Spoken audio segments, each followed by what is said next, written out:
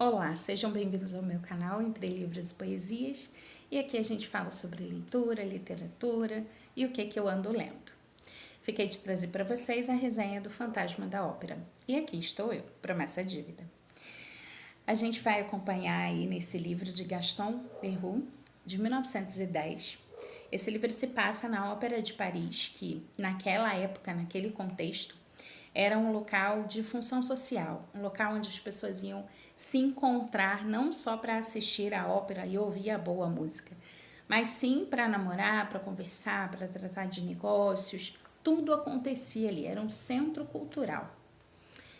E a gente tem aí essa figura enigmática que passa aí, que vive dentro da Ópera de Paris, nos bastidores, no estábulo, no camarim, na cidade subterrânea que existia debaixo desse teatro, né, que tinha galerias, tem um rio que passa ali embaixo.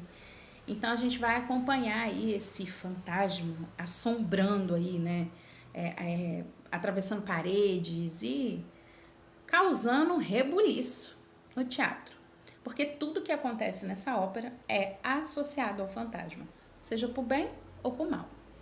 Então o narrador ele faz a gente acompanhar mesmo como se fosse um romance investigativo, né? Ele entrevista pessoas, ele vai nos narrando os acontecimentos, os fatos, como se ele estivesse trazendo mesmo uma investigação de algo que aconteceu. Então é muito interessante essa construção. É uma escrita fluida, maravilhosa, o livro é devorável e a gente acompanha não só a história do fantasma, né? Mas também a história de Christine e Raul. Christine, ela perde o pai, que era um músico, e ele ensina para ela, dá a ela algumas lições de canto. Ela vem para Paris no sonho de ser uma cantora lírica, uma cantora de ópera, mas ela consegue a princípio uma vaga no coro, porque ela ainda não é conhecida. E o pai falava para ela, contava uma lenda para ela, que quando ela estivesse pronta, apareceria o anjo da música e daria lições de canto para ela. E ela sempre falava disso no camarim dela. O fantasma, que não é bobo nem nada, né, escuta e começa a falar com ela através das paredes. A princípio, Christine se assusta, fica preocupada, que voz é essa que está atravessando parede? Mas ao passar do tempo, ela percebe que é uma voz gentil, que está dando lições de canto para ela, e ela está melhorando, ela começa a se destacar, né? E se torna uma cantora de ópera. E em uma de suas apresentações, Raul, que era um amigo de infância, né? E que tá lá com o irmão dele, ele é conde, né, da família Chagny, eles estão assistindo a ópera e ele aí reacende a paixão que ele já tinha por Christine desde muito jovem. E aí a gente vai acompanhar esse triângulo amoroso nada convencional entre Christine, Raul e o fantasma da ópera. Só que esse fantasma, ele não é tão bonzinho como aparenta ser, né? Ele é possessivo, ele é manipulador, ele quer Christine para ele.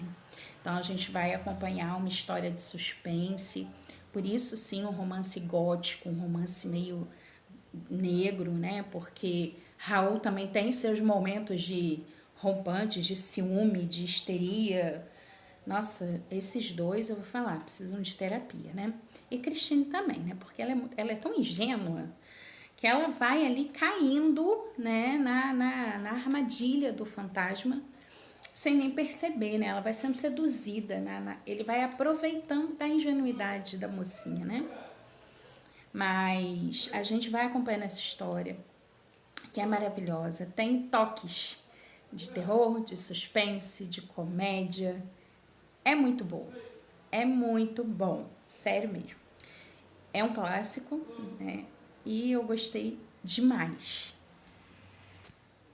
Foi 5 estrelas, coração de favorito e, sei lá, me apaixonei. O que eu posso dizer, né? Eu não posso falar muito da história para vocês para não estragar a experiência. Recomendo muito que vocês leiam porque é maravilhoso. Eu não tô com o livro em mãos aqui para mostrar, porque foi um empréstimo também dessas bibliotecas móveis que aparecem no meu caminho. Essa, por exemplo, é uma parceria do Instituto Libertas com o McDonald's. E esse livro eu consegui ler no McDonald's de Duque de Caxias, que fica no Presunic ali, próximo ao Shopping Center de Caxias. Então tem lá como se fosse uma biblioteca, né, no espaço da lanchonete, e você senta enquanto você está comendo, conversando, esperando alguém, você pode pegar um livrinho e ler. Olha que maravilha, gente. E é um projeto muito bacana, né? Tem até foto da biblioteca e do espaço no meu Instagram. Mesmo nome aqui do YouTube, Entre Livros e Poesias.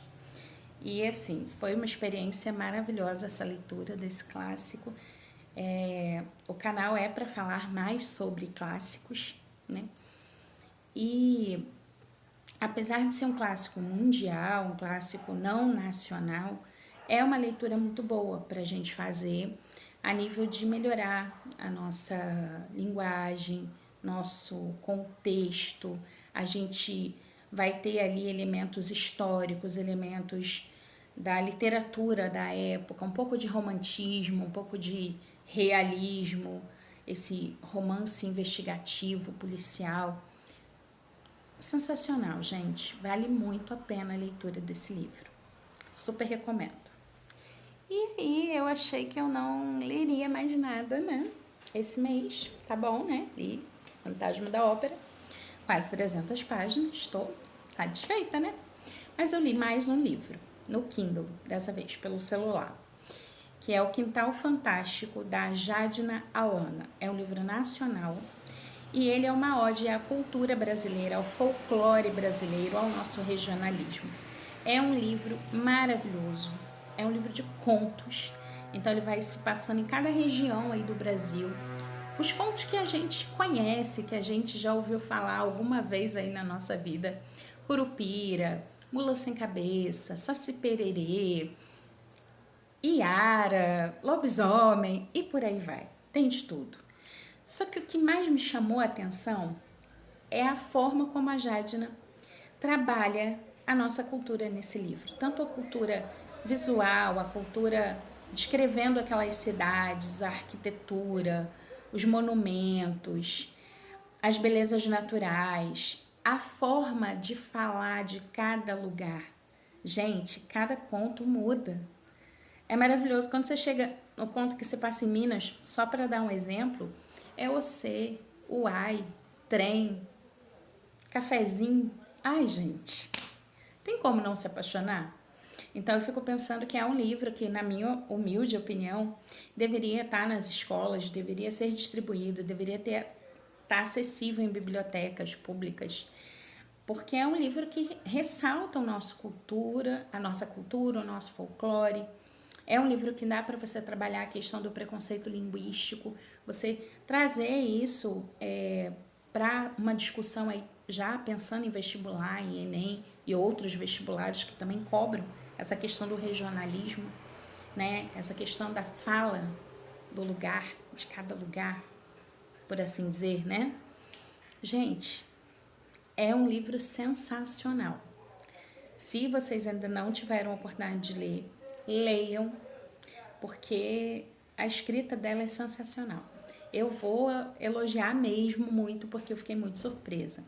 Foi um conto, assim, surpreendente, né? Que eu não esperava ler mais nada esse ano, mas eu fui lendo, assim, um conto por dia. Às vezes li um conto para minha mãe, aí li um conto para o meu esposo, aí li só para mim mesmo, sozinha. E o mais engraçado é que lendo para minha mãe, ela falou assim, nossa, esse conto me lembra os causos que meu pai contava na roça. Que ele fazia aí uma fogueira, reunia os filhos, os vizinhos também vinham e ele contava histórias. E a gente nunca pensou em escrever essas histórias que o papai contava. Eu falei, olha isso, gente. Olha a memória que um livro trouxe para minha mãe. Uma memória boa, saudosa, sim, mas uma memória positiva, de uma lembrança dela da infância. Que era uma infância sofrida, era um período difícil, mas também tinha essas partes boas. E o pai, mesmo sem leitura, mesmo sem muito contato, criava causos ou ouvia lendas e repassava para essas pessoas que não tinham aí esse acesso, né? Gente, por que a gente não faz mais isso hoje, né? Vamos contar causos por aí, contar mais histórias, ler mais, ler para alguém, por que não? Às vezes você tá lendo aí na sua casa e às vezes você tem lá sua avó, seu avô, seu pai, sua mãe, que às vezes não tem muita leitura. Nossa, olha só que interessante essa parte desse livro. Olha que conto maravilhoso. Quer escutar? Quer ouvir? Vou ler aqui um pedacinho para você. Por que não?